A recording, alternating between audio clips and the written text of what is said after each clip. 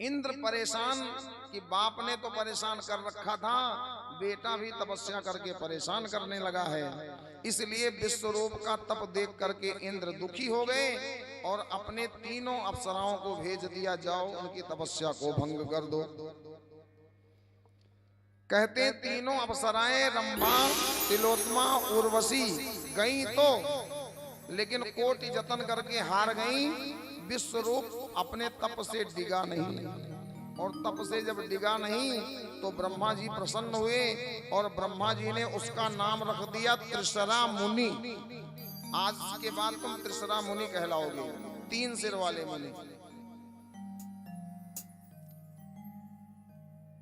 अच्छा, इधर जब तीनों मेनकाएं वापस आ गईं तो इंद्र ने कहा मैं स्वयं जाता हूं, और इंद्र अपने ऐरावत पर सवार होकर के त्रिशरा मुनि की तपस्या में पहुंचे और तपस्या भंग करने की कोशिश करी। इंद्र कभी मृदंग बजावे, कभी भजन गवावे, कभी वातावरण को कामदेव में परिवर्तित कर दे। कोट जतन करके इंद्र हार गए तो इंद्र को क्रोध आ गया और उसी समय तपस्या करते हुए विश्वरूप के सिर को धड़ से अलग कर दिया। और जैसे सिर को अलग किया तो सिर कट जाने के बाद भी मरा नहीं। जन्मेजय ने प्रश्न किया, महाराज उसका सिर मरा क्यों नहीं? तो बोले, राजन इसी को तो कहते हैं तप की शक्ति।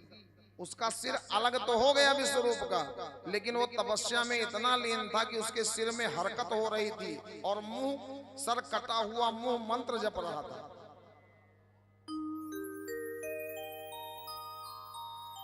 अब इंद्र को चिंता हुई, मारने के बाद भी अगर ये जिंदा रह गया तो हो सकता है ये कष्ट दे।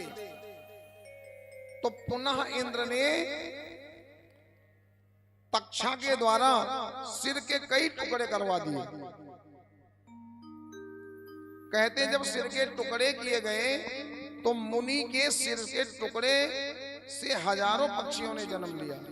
उनमें कबूतर, तीतर और गौरैया है। ये विश्वरूप के सिर से प्रकट हुई है। और आपने देखा होगा गौरैया, तीतर, इनका जो सिर होता है ऐसे लगता है अलग है, ऐसे कबूतर घुमाता है सिर अपना, ध्यान से देखिएगा। तीतर और गौरैया के सिर ऐसे, अन्य पक्षियों का सिर ऐसे लगता है लगा है, लेकिन कबूतर, तीतर और गौरैया इनका सिर अलग होता है, केवल मांसपेशियों से जुड़ा होता है और चलता रहता है चारों तरफ। क्योंकि विश्वरूप के उधड़े हुए और कटे सिर से इनकी उत्पत्ति हुई है। उधर जब त्वष्टा ने अपने पुत्र के मृत्यु के विषय में सुना तो विलाप करने लगा कि इंद्र ने मेरे पुत्र की हत्या कर दी और बदला लेने की भावना उत्पन्न हो गई।